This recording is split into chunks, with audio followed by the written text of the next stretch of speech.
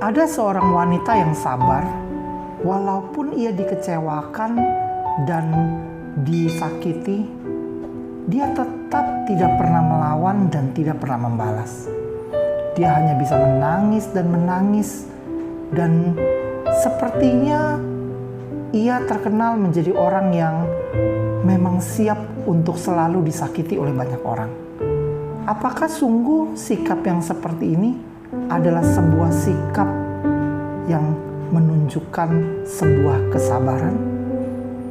Dalam materi ke-8, kita akan belajar tentang gambar diri dan hati nurani. Hanya di Inspirasi Pernikahan.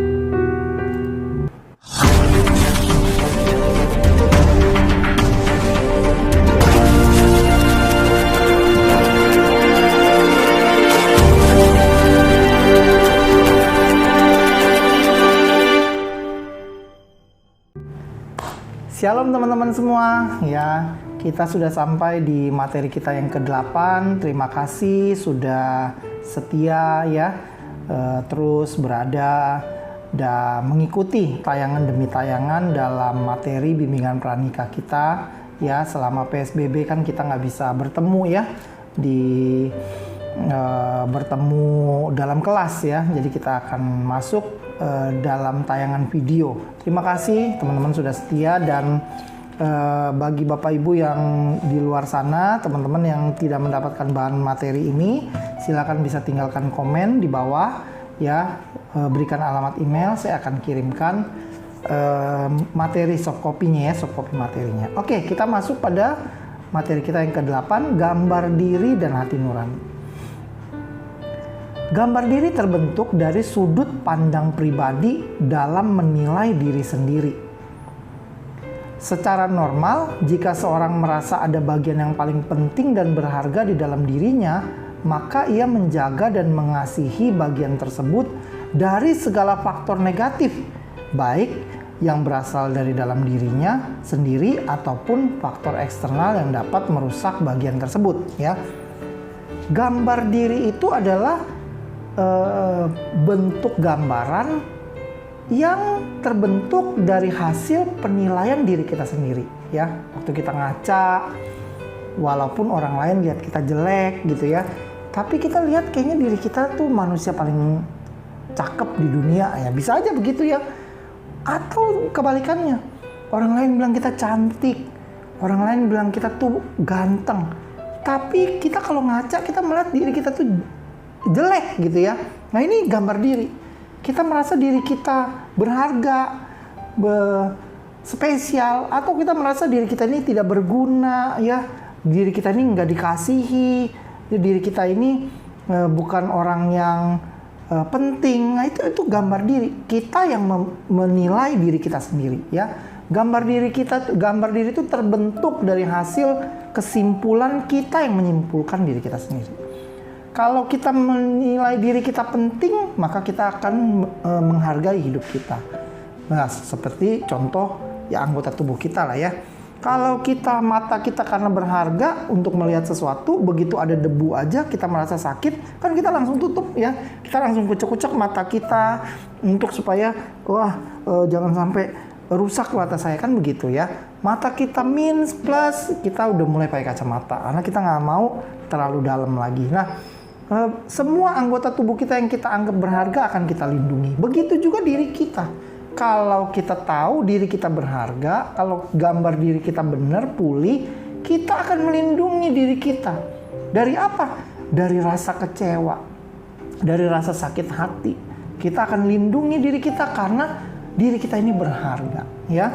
Nah, contoh, seorang pemain sepak bola Lionel Messi mengasuransikan kakinya senilai 8,4 triliun per tahun. Ya, nilai ini lebih dari organ tubuh lainnya yang ia miliki. Ia akan menjaga tubuhnya tetap bugar dan berkonsentrasi untuk melatih kekuatan otot kakinya. Ya. Lionel Messi mengasuransikan kaki 8,4 triliun per tahun. Kalau dia lagi bermain bola, tiba-tiba kakinya patah dan dia tidak bisa bermain bola lagi di tahun itu, maka asuransi akan mengganti uang 8,4 triliun kepada Lionel Messi, ya.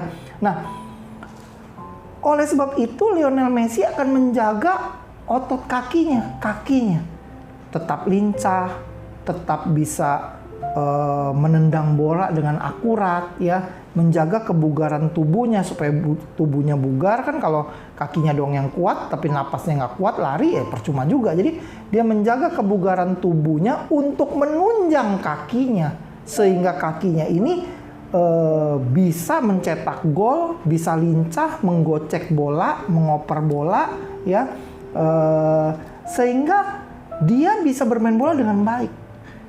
Kalau saya kira-kira mau mengasuransikan kaki saya, jangankan 8,4 triliun ya, 1 miliar aja kepada perusahaan asuransi. Saya mau asuransi dong kaki saya 1 miliar.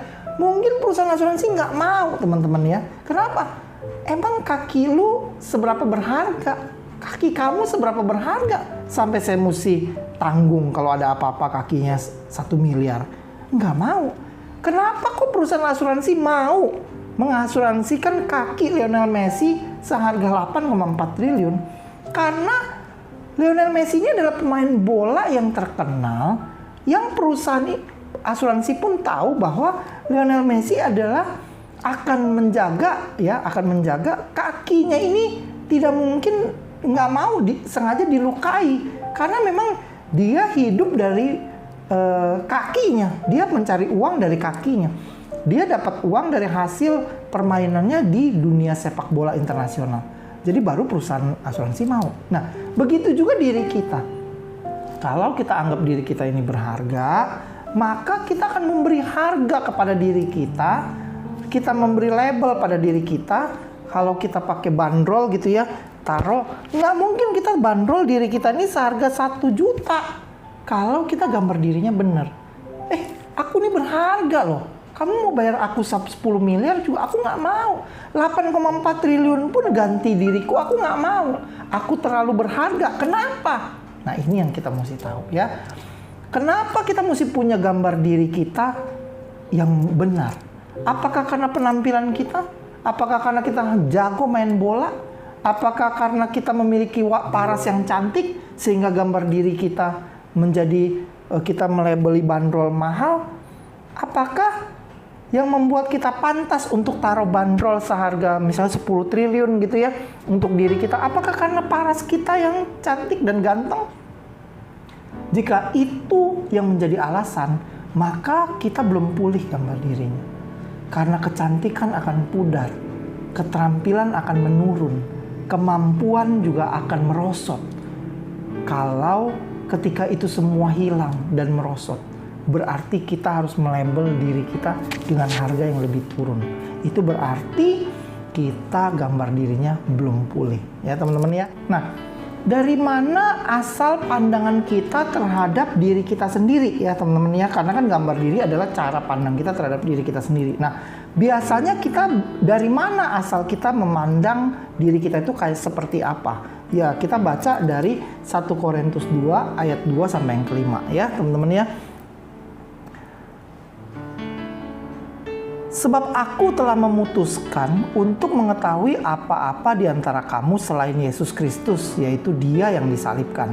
Aku juga telah datang kepadamu dalam kelemahan dan dengan sangat takut dan gentar. Ini tulisan Paulus kepada jemaat di Korintus ya. Dia menyadari dia juga orang yang lemah, dia juga orang yang pernah takut dan gentar. Baik perkataanku maupun pemberitaanku tidak kusampaikan dengan kata-kata hikmat yang meyakinkan, tetapi dengan keyakinan akan kekuatan roh. Ya, bukan karena kepintaran ya, tapi dengan kekuatan roh. Supaya iman kamu jangan lagi bergantung pada hikmat manusia, tetapi pada kekuatan Allah. Ya, jadi Paulus mengatakan kepada jemaat di Korintus bahwa saya ini orang lemah, saya ini juga orang yang pernah takut dan gentar.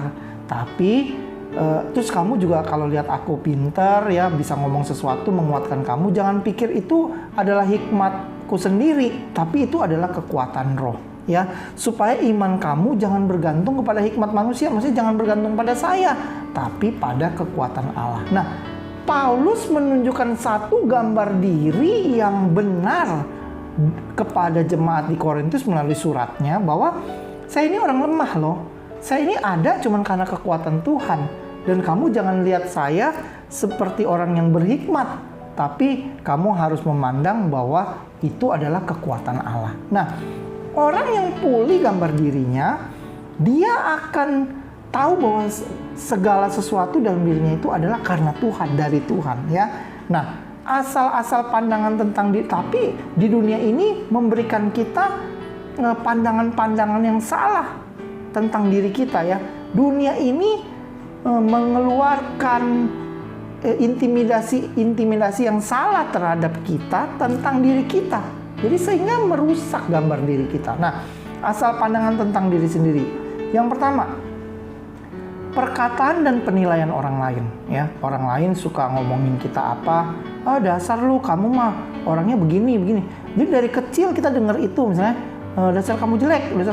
Dari kecil di ngomongin gitu. Jadi kita sudah besar, masa iya dari kecil orang-orang bilang saya jelek, jadi mungkin saya jelek kali ya. Oh, dari kecil saya masih dari SD orang-orang bilang saya bodoh, SMP juga teman-teman bilang saya bodoh, ya. SMA juga teman-teman bilang saya lemot, ya.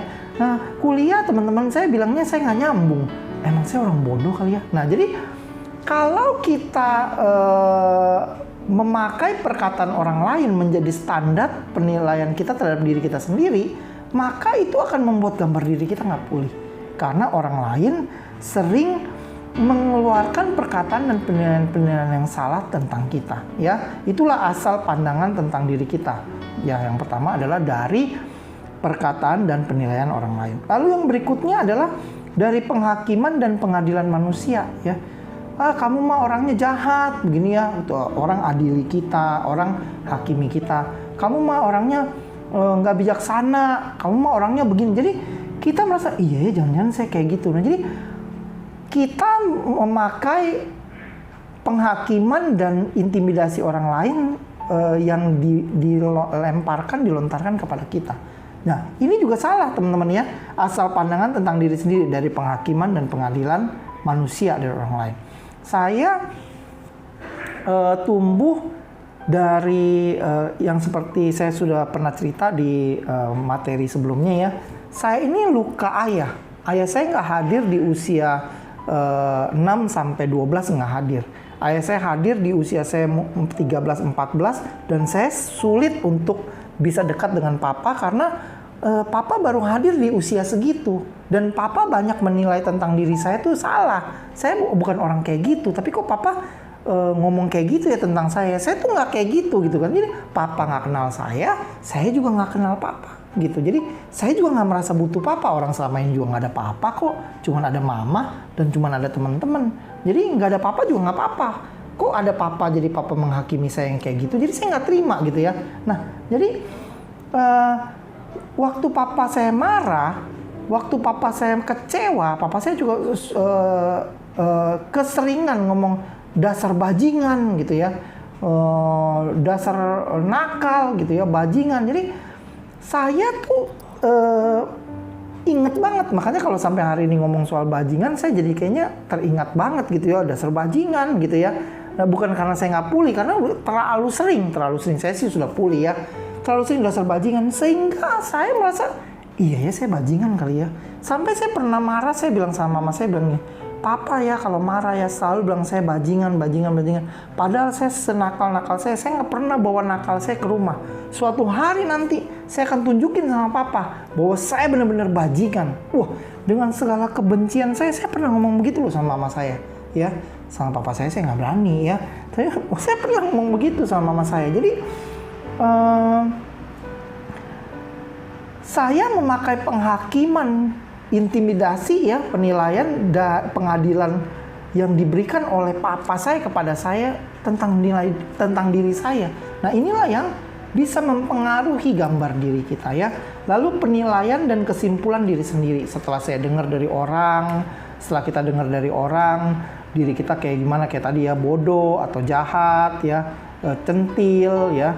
Oh, dasar kamu centil, dari kecil kita dibilang gitu terus. Jadi kita merasa, oh iya emang gua kecentil kali ya. Terus papa saya kayak tadi bilang, dasar bajingan. Oh ya mungkin saya bajingan kali ya. Jadi sehingga waktu perkataan-perkataan orang lain dan penghakiman orang lain, pengadilan orang lain membuat saya jadi menilai dan menyimpulkan diri saya sendiri. Nah ini yang menjadi asal ya dari orang lain, perkataan orang lain, pengadilan orang lain terhadap kita, dan ditambah kesimpulan kita sendiri. Iya bener emang saya emang bajingan. Nah udah jadi deh ya. Jadilah gambar diri yang salah tuh kalau begitu ya. Nah jadi gambar diri kita yang benar itu dari mana?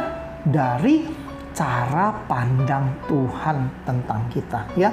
Kalau firman Tuhan berkata bahwa kita ini adalah biji matanya Tuhan ya, banyak ayat-ayat firman Tuhan yang mengatakan bahwa kita ini spesial karena begitu besar kasih Allah akan dunia ini sehingga dia menganugerahkan anaknya yang tunggal supaya setiap orang yang percaya dia berikan anaknya untuk mati buat kita. Kita ini spesial ya, dari kandungan ibu kita ditenun ya, dan Tuhan tahu kejadian dari hidup kita dari sebelum ya ada dunia ini ada. Dari bakal janin Tuhan sudah tahu apa yang akan terjadi, apa yang mau Tuhan lakukan, pekerjaan besar apa yang akan kita bisa lakukan untuk Tuhan, itu Tuhan sudah tahu.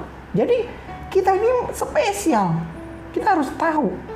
Nah masalahnya gini ya, kita juga nggak pernah baca firman ya, kita juga nggak tahu apa sih yang Tuhan ngomong tentang diri kita, apa sih, siapa sih saya di mata Tuhan. Nah ini problem. Makanya baca pertumbuhan rohani sangat berpengaruh ya, sangat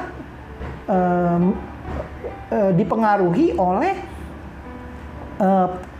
pertumbuhan kita dalam firman dan doa. Kalau kita dewasa rohani, kalau kita sering baca firman dan doa, nah kita akan semakin bertumbuh dan dewasa. Ya teman-teman ya, baru kita tahu cara pandang Tuhan tentang diri kita tuh seperti apa. Nah, faktor perusak gambar diri ya. Apa aja faktor-faktor dalam pikiran kita yang merusak gambar diri kita ya? Ada, yang pertama adalah kita sering merasa dan berpikir bahwa kita ini tidak dikasihi ya. Kita kalau gambar diri kita tuh nggak pulih, kita akan merasa kita ini orang yang nggak dikasihi, merasa Tuhan dan orang lain di sekelilingnya membenci, ya menolak, ya mudah sedih, curigaan, sensitif, cemburu. Akibatnya kita jadi nggak bisa mengasihi, ya. Kita merasa kita ini orang yang pantas disakiti, ya. Seorang wanita yang kelihatannya sabar, ya, dibully, dihina, disakitin, ya, dikata-katain, ya, bahkan mungkin dilecehkan, dipukul, dia cuma bisa sedih. Kok kamu nggak lawan? Tidak apa-apalah, biar saja, gitu ya. Aku cuma bisa bersabar. Lalu kita bilang, aduh sabar banget sih kamu, gitu ya. Kok kamu jadi orang bisa ya kayak gitu ya? Kamu tuh sabar sekali. Karena kita mungkin kita nggak tahu kenapa dia bisa sabar begitu. Bukan karena belum tentu karena dia sabar loh. Tapi karena gambar dirinya rusak. Dia merasa dia memang orang yang gak pantas dikasih. Dia merasa memang orang yang pantas untuk disakiti. Ya udahlah, saya emang orang gak berguna. Saya memang orang gak penting. Saya ini orang yang layak lah untuk disakiti. Jadi kasihan orang-orang yang kayak gini ya teman-teman ya. Oh, kalau orang itu adalah kita, kita mesti benar-benar perlu dipulihkan Tuhan ya teman-teman ya. Kita gak boleh merasa kita ini orang yang tidak dikasihi. Kita adalah orang yang dikasihi Tuhan. Kita pantas untuk dikasihi. Lalu ada yang orang merasa dirinya ini tidak berharga, sehingga dia takut gagal. Dia rendah diri, merasa dirinya itu kayaknya nggak bisa apa-apa, ya, hina. Ya kalau ngomongin, padahal nggak ngomongin dia, tapi dia tersinggung, ya. Orang yang kayak gini tuh merasa tidak berharga tuh dia jadi malu, minder, ya. Dia jadi sering merasa tertuduh. Nah kadang-kadang kalau dia nggak bisa menguasai, dia jadi pemarah. Karena sebenarnya dia merasa diri dia tidak berharga. Jadi dia menuntut orang lain untuk menghargai dia terus. Rasa dia untuk meminta orang lain menghargai dia membuat dia jadi menjadi pemarah. Padahal bukan karena dia berani, dia pemarah bukan karena dia orang yang pemberani. Justru karena dia merasa dia adalah orang yang kecil, hatinya terlalu ciut, karena dia merasa dirinya tidak berharga. Makanya dia jadi pemarah, ya. Ada juga orang yang merasa dia berpikir diri dia ini tidak berguna. Aduh, ya udahlah, saya ini nggak berguna lah. Saya mah bisa apa toh? Ya, siapa sih saya gitu ya? Apa sih saya? Saya mah orang yang nggak berharga. Saya pantas kamu gituin saya. Nggak apa-apa. Ya, suami istri kalau nggak pulih, salah satu nggak pulih repot nih. Ya, suami atau istrinya nggak bermaksud apa-apa, tapi istrinya atau suaminya jadi merasa terlalu begitu, kan jadi repot. Padahal bukan itu maksudnya gitu ya. Jadi ini sangat, gambar diri yang rusak sangat berbahaya. Ini menjadi salah satu sumber konflik di dalam pernikahan. Ya, dikit-dikit suaminya ngomong apa tersinggung ya, karena istrinya merasa diri dia terlalu merasa nggak berguna, ya, tidak berharga, tidak punya kemampuan. Ya, jadi orang begini juga sulit untuk menerima masukan. Dia selalu berpikiran negatif. Orang kasih masukan dia pikirnya mengkoreksi. Padahal bukan ya. Supaya dia bisa lebih baik. Orang memberi semangat, dia merasanya dikritik. Ya. Jadi kita perlu pulih. Bagi teman-teman yang belum pulih dalam hal ini, kita perlu pulih. Itu gambar diri kita mesti diperbaiki ya. Apa kata Tuhan tentang kita ya? Dalam keadaan kita masih berdosa, Kristus mati untuk menyelamatkan kita dari murka Allah. Ya, teman-teman nanti bisa baca di Roma 5 ayat yang ke-8 sampai ke-9 ya. Lalu Allah menyambut kita untuk kembali padanya. Ya, kalau kita pernah melakukan kejahatan, kita berdosa, kita ini orang yang nggak berguna, ya, kita pernah jahat. Allah itu Allah yang menanti loh, menyambut kita. Ya, di Lukas 15 ayat yang ke-11 sampai 32 nanti teman-teman bisa baca. Itu Allah menyambut kita untuk bisa menerima kita kembali kepadanya. Kita ini anak-anak Allah. Kalau kita baca di 1 Yohanes 3 ayat yang ke-1, kita ini anak Allah. Anak Allah, pewaris kerajaan Allah. Betapa bodohnya kita kalau kita merasa kita ini tidak berharga. Ya, jadi gambar diri kita perlu pulih. Nah, lalu kita ini sahabat Allah. Ya. Yohanes 15 ayat yang ke-14 sampai yang ke-15 ya. Yohanes 15 ayat yang ke-14 sampai 15. Saya bacakan ya. Kamu adalah sahabatku jikalau kamu berbuat apa yang kuperintahkan kepadamu. Jadi kalau kita berbuat apa yang diperintahkan Tuhan aja, nggak usah merasa diri kita nggak berharga. Kita itu berharga. Kita ini sahabat Allah ya.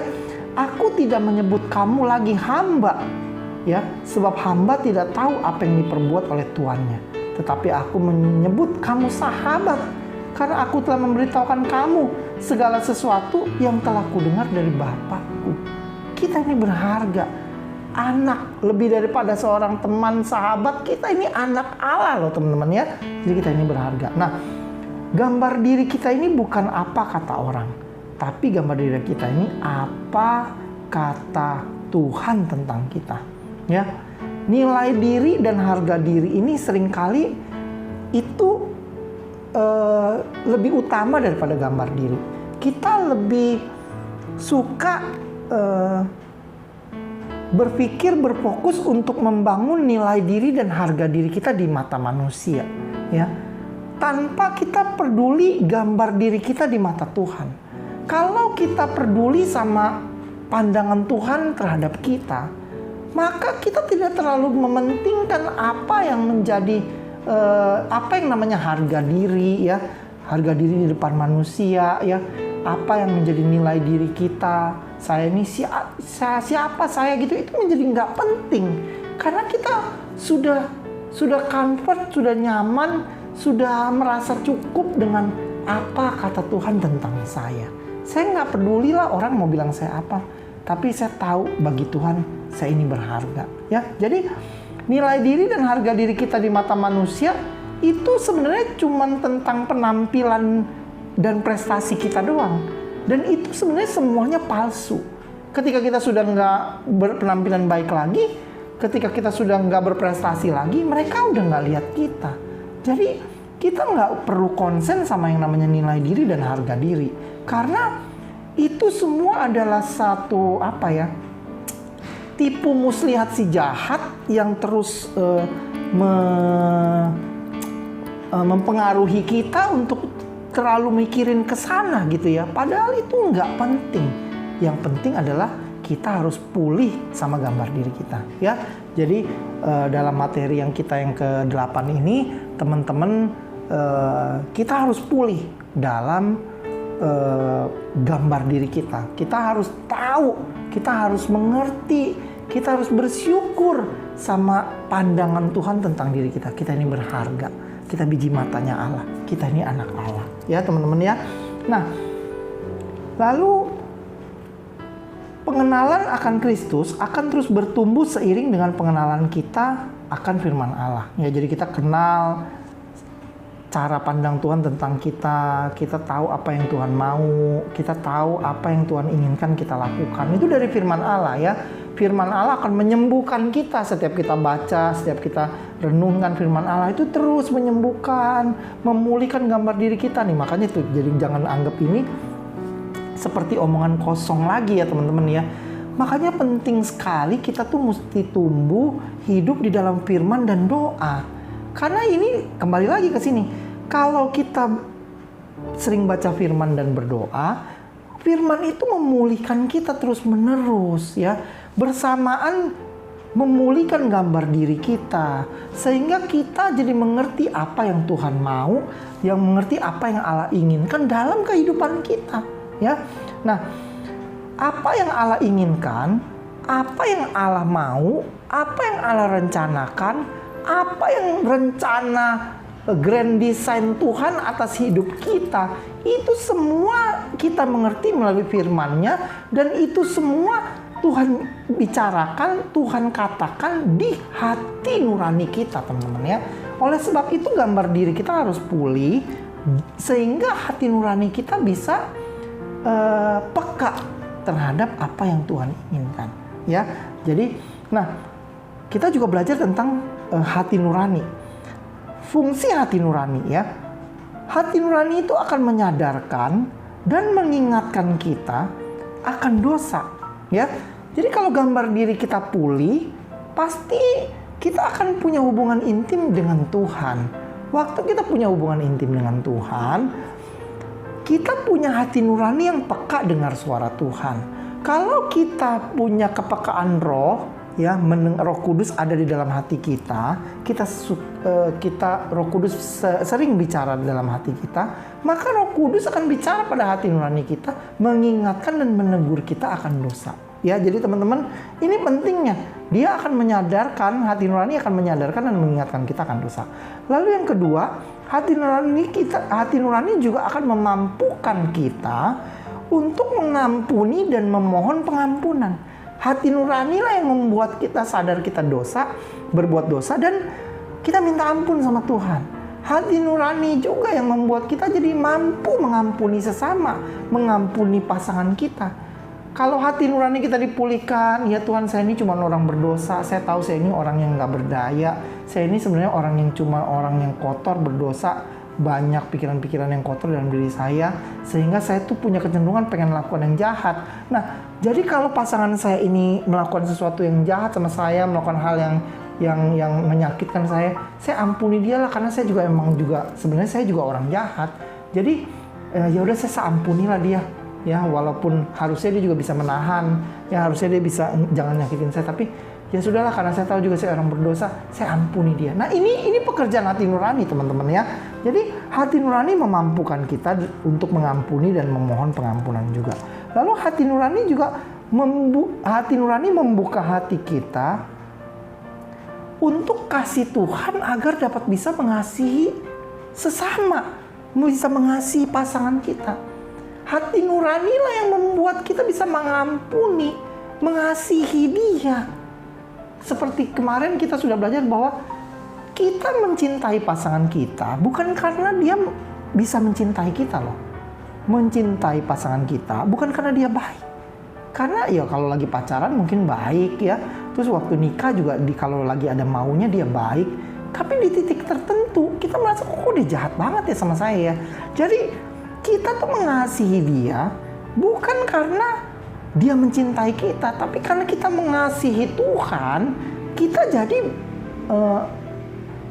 jadi merasa harus mengasihi dia. Nah, pikiran dan perasaan itu adanya di hati nurani. Ya sudahlah, ya saya ampuni kamu, saya mengasihi kamu, walaupun saya sakit, saya mengasihi kamu. Nah, ini pekerjaan hati nurani, teman-teman ya. Hati nurani membuat kita mampu membuka hati, kasih Tuhan memenuhi diri kita, ya, agar kita dapat mengasihi sesama. Kenapa kita kenapa kita selalu menuntut untuk dikasihi ya teman-teman ya? Nih ya teman-teman, saya punya satu botol. Teman-teman lihat nih ya. Ya ini ada gelombangnya ya. Ini karena isinya full ya teman-teman ya. Nah, ini hati kita nih teman-teman ya. Kenapa hati kita itu selalu menuntut untuk diisi kasih ya? Selalu menuntut supaya dikasihi ya. Kita mau anak-anak kita mengasihi kita. Kita mau suami kita, istri kita mengasihi kita. Kita tuh kayak vacuum cleaner ya, yang nyedot terus minta dikasihi. Ini kalau gambar diri kita nggak pulih, hati nurani kita nggak pulih, kita tuh kepikirannya nyedot terus ya untuk supaya kita dikasihi. Kenapa? Karena hati kita ini kosong. Hati kita ini selalu pengen diisi sama kasih dari orang lain. Coba teman-teman, kalau hati kita ini seperti kayak, kan ini udah nggak kelihatan ya teman-teman, penuh nih, teman-teman nggak kelihatan yang mana nih kosongnya, karena ini udah terisi penuh. Demikianlah hati kita. Kalau hati kita sudah penuh terisi oleh kasih Kristus, kita nggak perlu lagi kasih dari orang lain, teman-teman. Kita nggak akan tuntut suami kita untuk mengasihi kita lebih lagi, anak kita harus mengasihi kita lebih lagi, baru kita merasa jadi orang yang dikasihi. Kenapa? Karena kasih Kristus telah penuh atas diri kita. Jika kasih Kristus penuh atas diri kita, kita nggak perlu kasih yang lain, teman-teman. Kenapa kita perlu kasih yang lain? Karena kasih Kristus nggak penuh atas diri kita. Maukah kita setelah kita menyaksikan tayangan ini, kita membuka hati kita untuk kasih Kristus memenuhi hati kita sampai melimpah-limpah ruah, sehingga kita nggak butuh lagi kasih yang lain. Ketika kasih Kristus memenuhi hati kita, kita tidak memerlukan kasih yang lain. Karena kenapa? Walaupun suami kita nggak mengasihi kita, istri kita nggak mengasihi kita, kita akan berkata nggak apa-apa. Karena kasih Kristus cukup buat saya.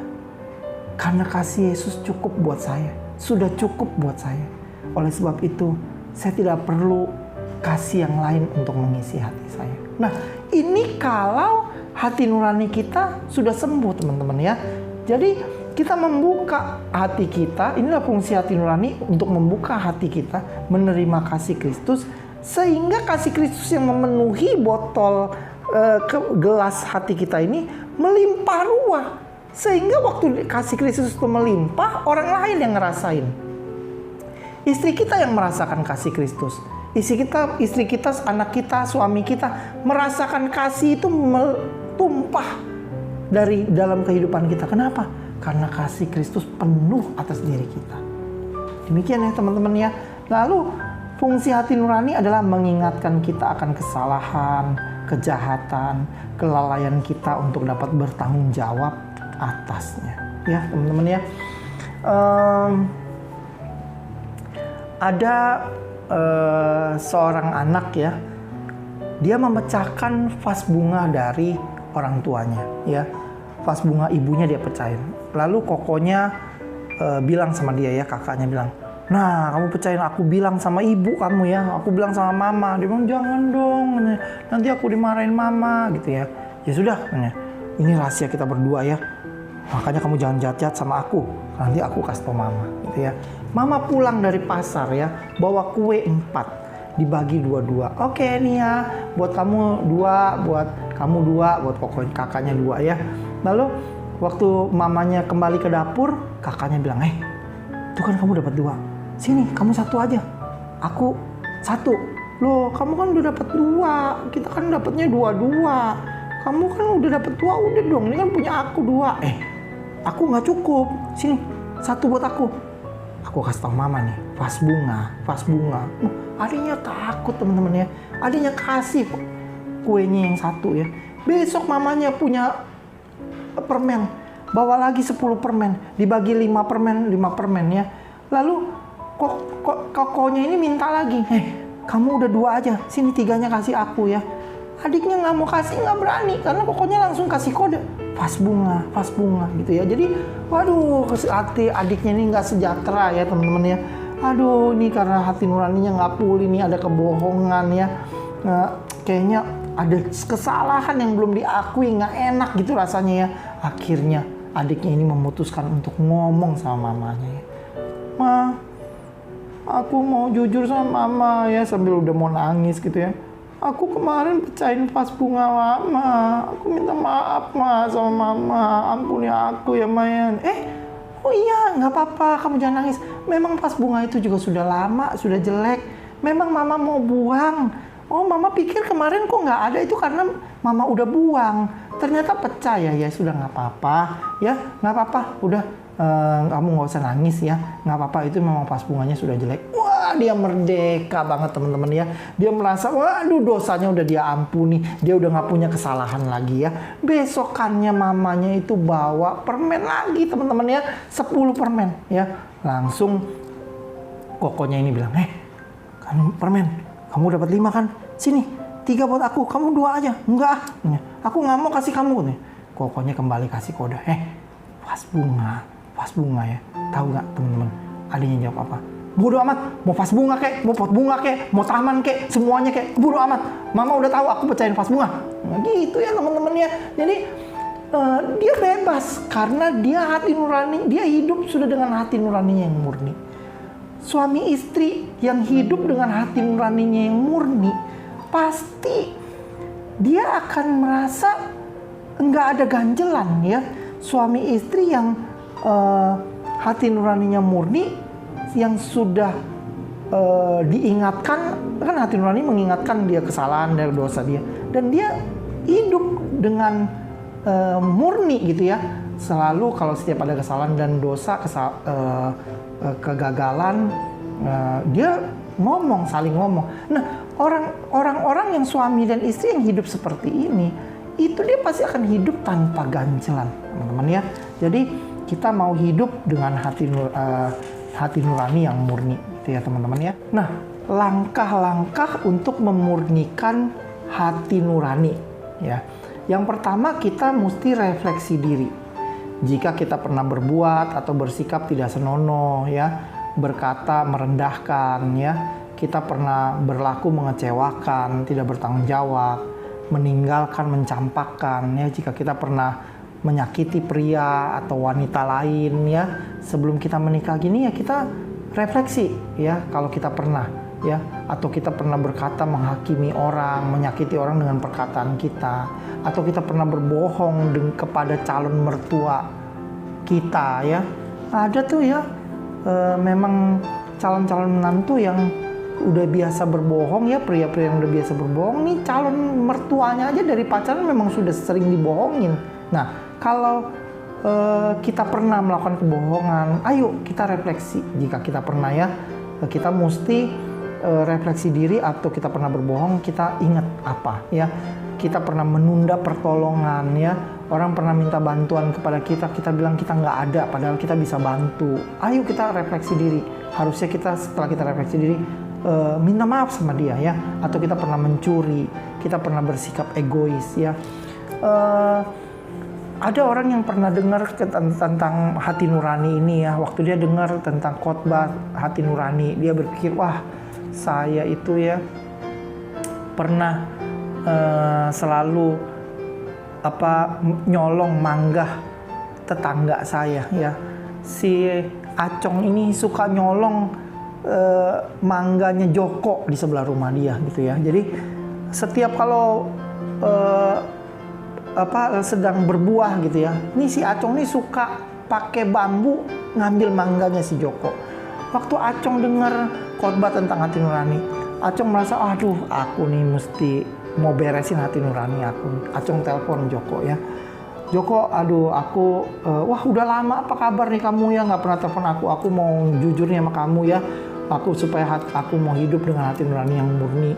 Mohon maaf karena dari kecil ya sampai dewasa aku tuh nggak pernah jujur sama kamu. Aku itu sering nyolong mangga kamu Joko ya, aku tahu mangga kamu itu manis, aku sering nyolong mangga kamu gitu ya.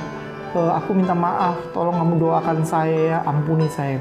Lalu dengan kagetnya Acong nih mendengar Joko ngomong gini, aduh Acong, kalau kamu ngomong begitu aku juga mau jujur nih Cong sama kamu, katanya. Bukan cuman kamu aja Cong ya, itu kamu kan di sebelah pohon mangga aku itu kan memang di belakangnya ada empang lele kamu Cong ya. Jadi aku ini juga sering mancing ya di kolam kamu Cong. Aku ini sering mancing tanpa kamu ketahui, lele kamu itu suka saya ambil Cong ya. Dan akhirnya mereka saling jujur. Dari situ mereka merasakan satu ikatan yang lebih dekat ya, satu hubungan yang lebih plong ya, lebih bebas karena mereka sudah saling mengakui dosa mereka masing-masing ya teman-teman ya. Nah ini yang kita perlu refleksi dan kita perlu bertindak untuk saling mengaku dosa apabila kita pernah melakukan kesalahan. Lalu langkah berikutnya setelah kita refleksi, kita mesti menerima pengampunan Tuhan, minta ampun sama Tuhan dan memohon hikmat Tuhan untuk pemberesan. Ya, Acong juga pasti udah atur kata minta hikmat Tuhan supaya telepon Joko nggak marah ya. Nah, suami istri yang mau jujur sama pasangannya juga harus minta hikmat Tuhan. Bagaimana supaya saya bisa jujur sama istri saya dan saya bisa melakukan pemberesan ya. Mungkin ada hal-hal dosa, kesalahan yang sulit akan diterima oleh pasangan kita. Tapi kita mau hidup dengan hati nurani yang murni ya. Teman-teman yang sekarang masih pacaran harus ya dalam proses tunangan menuju ke pernikahan harus memiliki hati nurani yang murni. Kalau engkau pernah menutupi sesuatu, berbohong pada pasanganmu, sebelum masuk ke pemberkatan nikah kudus, engkau harus murnikan hati nuranimu, mesti terbuka, mengaku dosa kepada pasanganmu. Suami istri yang pernah berbohong ya kepada pasangannya, mari kita murnikan hati kita. Kita lakukan, minta hikmat Tuhan, minta ampun sama Tuhan, minta hikmat sama Tuhan untuk kita bisa melakukan pemberesan dengan pasangan kita. Lalu yang berikutnya, langkah berikutnya, sesudah kita refleksi, kita tahu apa yang kita salah, lalu kita minta ampun sama Tuhan, kita minta pengampunan Tuhan, lalu kita minta hikmat Tuhan untuk kita bisa beresin sama orang yang kita bersalah, apalagi sama pasangan kita. Nah, lalu setelah kita minta hikmat sama Tuhan, kan kita mau pemberesan nih teman-teman ya. Kita jangan lupa, kita harus minta maaf dan mengakui kesalahan yang pernah kita lakukan dengan rendah hati dan tidak melibatkan orang lain. Kadang-kadang suami istri suka minta pengampunan tidak dengan rendah hati. Ya maafin saya ya, kan kamu juga kan juga banyak salah. Jadi kamu jangan terlalu perhitungkan dosa-dosa saya, jangan terlalu perhitungkan sama kesalahan saya. Kamu juga kan tidak luput dari kesalahan. Jadi maafin saya deh ya kalau saya pernah salah. Jadi dia minta maaf tapi nggak dengan kerendahan hati ya. Kita harus minta maaf dengan kerendahan hati. Ampuni saya tahu saya berdosa, saya nggak pantas gituin kamu gitu ya. Jadi kita minta maaf dengan kerendahan hati. Dan kita minta maaf nggak boleh melibatkan orang lain. Jadi maafin saya deh ya, ini sebenarnya salah dia atau nggak? Dia yang rayu saya, dia yang bohongin saya, sehingga saya jadi mesti bohongin kamu. Jangan libatkan orang lain. Minta ampun. Kita bikin pemberesan dengan pasangan kita, dengan orang yang kita pernah berbuat salah, dan mintalah permohonan maaf dengan kerendahan hati, tidak melibatkan orang lain. Ini semua salah saya minta maaf sama kamu ya gitu ya. Jadi teman-teman ya, minta maaf dengan rendah hati dan tidak melibatkan orang lain. Lalu berikutnya, kita bersabar untuk menerima reaksi apapun atas segala pengakuan kita. Mungkin kita jadi orang yang kita minta maaf jadi marah sama kita. Mungkin orang yang kita lakukan pemberesan, kita ngaku sama dia jadi tidak mau berteman sama kita. Mungkin gara-gara kita jujur, kita bisa kehilangan order kita. Mungkin karena kita jujur, kita bisa kehilangan uang kita. Mungkin ketika kita jujur, kita malah disakiti ya. Mungkin ketika kita jujur, kita malah diperlakukan tidak adil sama pasangan kita. Tapi kita harus bersabar, menerima ya untuk reaksi apapun juga, menerima reaksi apapun juga dari orang yang pernah kita sakiti, ya.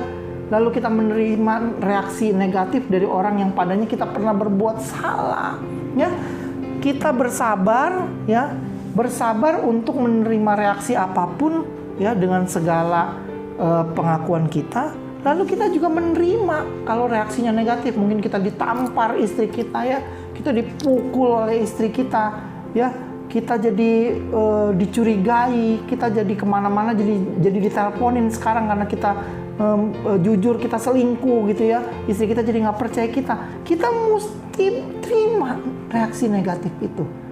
Kalau kita mau hidup dengan hati nurani yang murni, dan setelah itu kita juga harus bersedia minta maaf kembali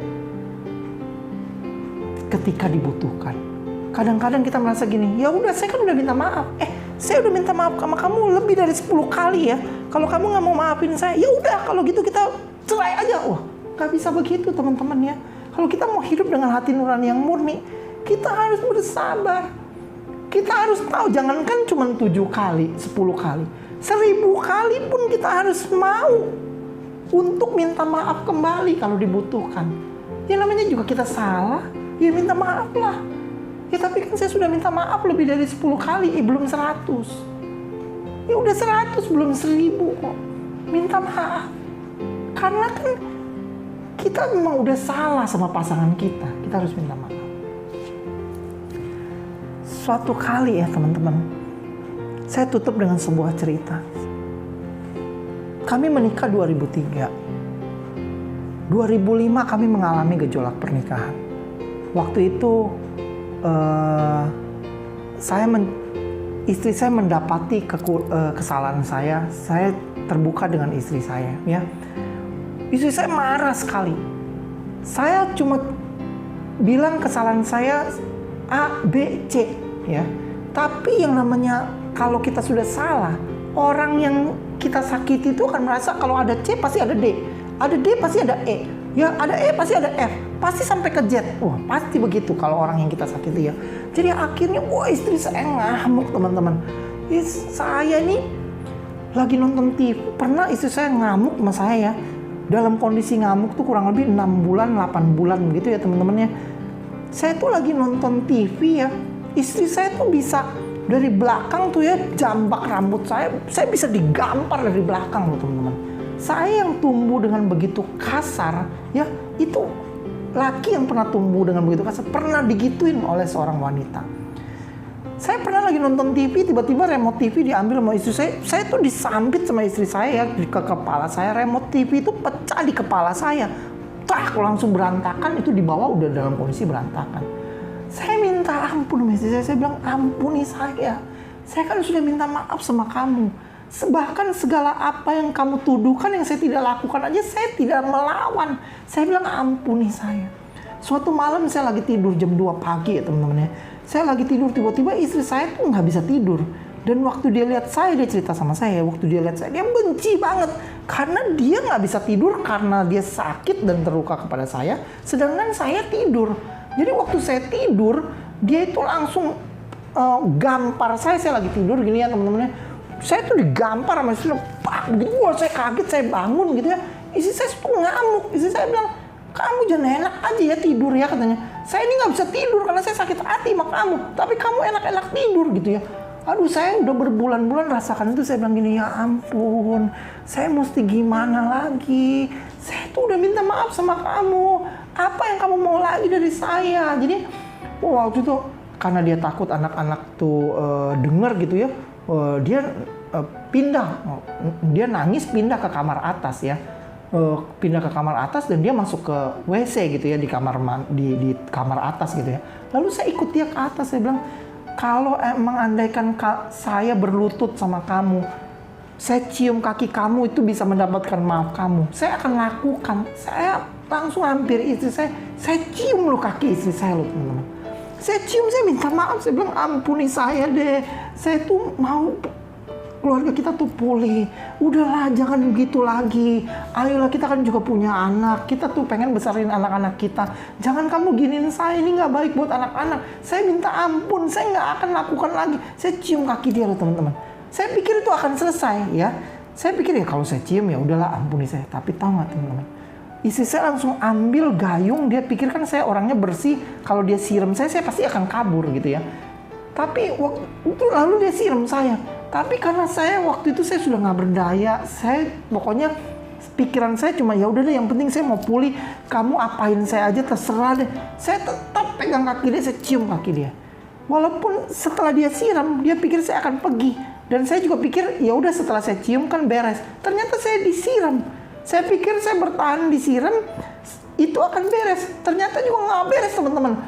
Kepala saya tuh digetok pakai gayung ya sama istri saya ya. Digetok berkali-kali dan saya tetap cium kaki istri saya. Dan akhirnya istri saya tendang saya. Dan itulah yang melepaskan saya dari ikatan pegangan kaki dia. Dia tendang saya sampai saya keluar dari WC teman-teman ya. Saya keluar dari WC, saya bilang, ya ampun, apalagi sih yang mesti saya lakukan supaya kamu bisa maafin saya gitu ya. Dan malam itu nggak selesai teman-teman ya. Saya berulang kali minta maaf sama dia dan itu nggak selesai. Saya cerita begini bukan karena saya laki yang hebat teman-teman ya. Justru saya cerita begini, itulah kebejatan saya. Kejahatan saya sebagai seorang laki-laki. Saya pernah sakitin istri saya sampai seperti itu. Dan waktu saya cerita begini, bukan berarti saya tuh laki-laki yang hebat. Tapi kalau kami bisa mengalami pernikahan seperti hari ini, saya cuma mau ngomong sama teman-teman. Karena ada seorang wanita yang hebat, yang mau ampuni laki-laki yang kayak saya.